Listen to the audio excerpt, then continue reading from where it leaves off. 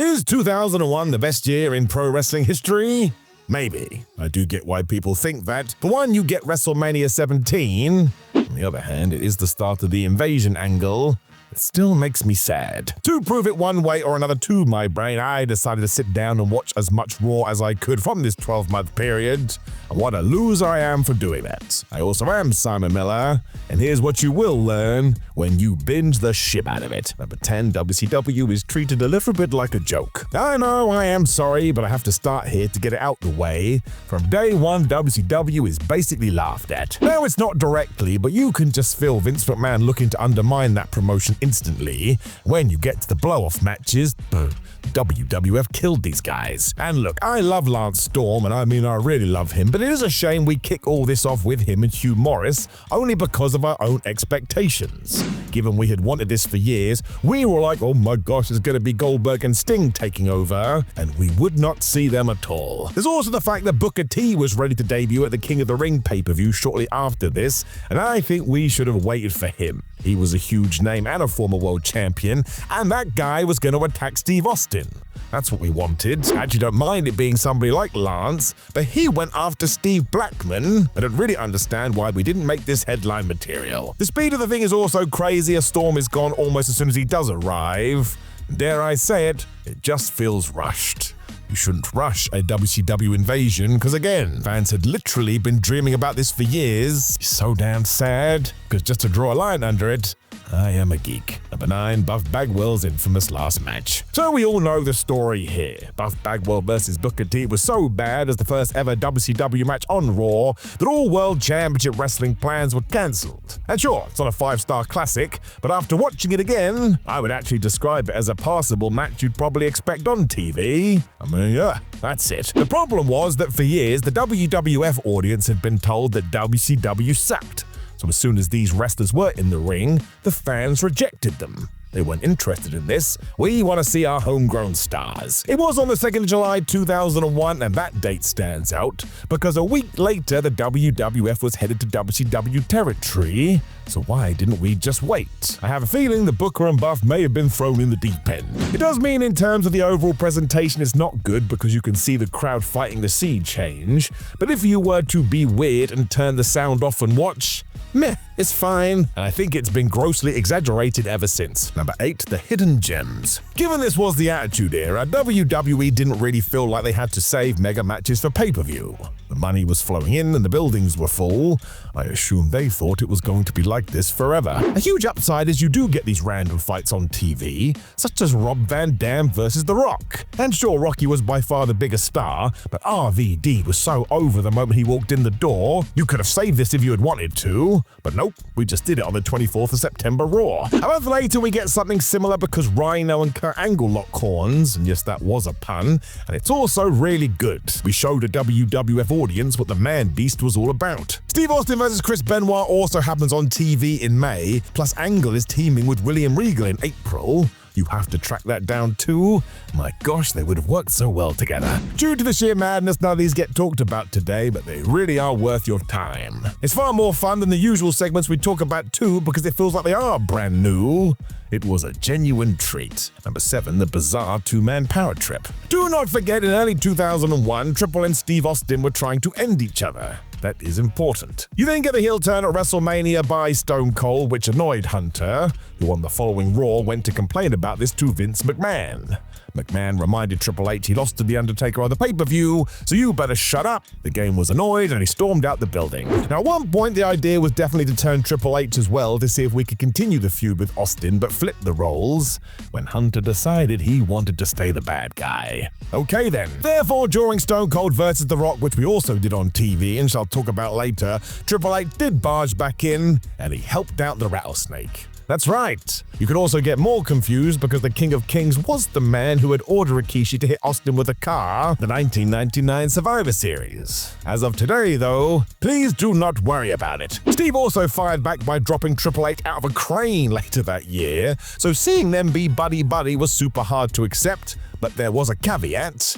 I was basically a fetus watching this, and man, because they look so cool, I decided they were cool. This was meant to run long as well until the horrible quad injury Triple H suffered in May. I mean, they were already the WWF Intercontinental Champion, so oh, what could have been. The story was nonsense though, you can't argue that, although there is still a side of me that really wanted to see what the endgame was. And yes, that's another pun. Number 6, the Forgotten Match. So we did just mention this, but it does deserve its own entry because yeah, right after WrestleMania 17 on Raw, we had Steve Austin versus The Rock, the rematch. Furthermore, it was in a flubbing steel cage. It was a no contest due to the as above Triple H interference, as we made it clear Austin was our bad guy and The Rock was our good guy. Stone Cold's heel journey was going to be a mad one, but yeah, in terms of Rocky, he became super duper mega over. But worth your time because the crowd is so pumped for this, and I bet even if you were watching back in 2001, you don't remember it. And I didn't. I am stupid. I was genuinely surprised. It also sums up how mad these 12 months were too, and how WWE had plans to shift away from this feud.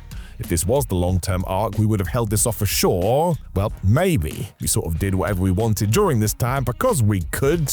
We talked about it, fans were going to turn up regardless. Number 5, RVD deserved a bigger push. So this one also ties into an earlier entry, but honestly, the moment he steps foot in the WWE, the fans go crazy for him. Now this cannot possibly just be down to the fact he was in ECW. Extreme Championship Wrestling was an important part of the landscape, but its appeal was niche. As soon as Rob Van Dam confirmed he was now on Raw, people just loved him. There's no waiting around for this either, because basically as soon as he had his first match with Matt Hardy in July, that was that. In unison, we all went, yep, that guy. It's why come No Mercy, he was in the ring with Steve Austin and Kurt Angle, but even then, he should have been kept to the top of the card if reactions were anything to go by. Throughout the whole year, they stayed consistently loud. It of course means the only answer is backstage politics. We will never know for sure, but the stories are out there and you are inclined to believe them. There's no other reason to not make RVD the guy. And yes, I know we did this at One Night Stand, but that was way too late. He was good to go from night number 1. Number 4, the comedy is great. The Steve Austin heel run is controversial, but man, did it prove that old Stone Cold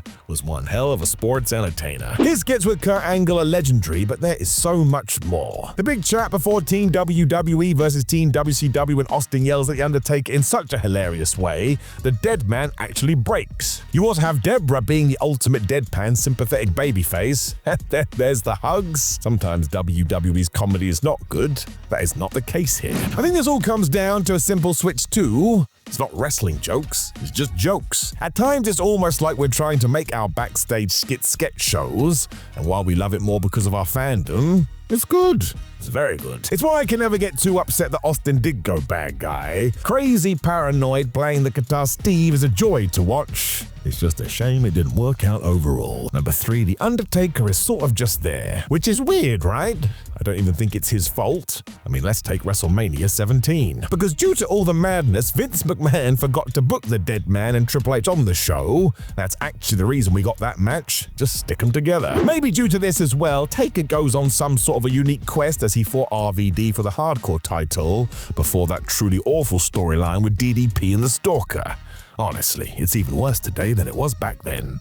He also works through the Invasion as a hardened soldier, but he does just ruin his opponents throughout 2001. And I tell you, after the 70-second destruction, it gets a bit old. It's why come the end of the year he goes heel, because there wasn't much left for him to do. It could have been for overall fatigue given how long he had been around. 2002 onwards would be a little bit better. Number 2, Ric Flair's weird role. 24 hours after the 2001 Survivor Series and the WWF finally killing WCW, the story basically just continued. Ric Flair walked out on Raw and revealed that he had bought Shane and Stephanie McMahon's steak. That makes no sense. That's what Team WWF and Team Alliance were fighting over. It's also quite sad because why on earth was he not brought in to fight for WCW months earlier? We don't need to talk about it again, although I am going to, because it's still stupid. It was all to do with the fact we were about to split Raw and SmackDown with Vince managing one and Flair sorting out the other, but if you were a super nerd, there was still that question. You were Mr. WCW, why did you wait until the day after it all went bad? The debut is great because fans lose it, which is nice, but having him in this role sort of does make him him feel like he's part of the background. Could have changed everything even if we had jumped the gun 4 weeks prior. It does feel like WWE was just doing whatever they could here though without any thought. And little did they know. Number 1, the necessary change. Which ties into my last point. You want to see the Attitude Era petering out? This is the year. Everything before WrestleMania 17 on Raw is just ridiculously enjoyable, and then you get out the other side as we do go deep into the Invasion story. Towards December, the direction was totally lost, to the point SmackDown became the show to watch.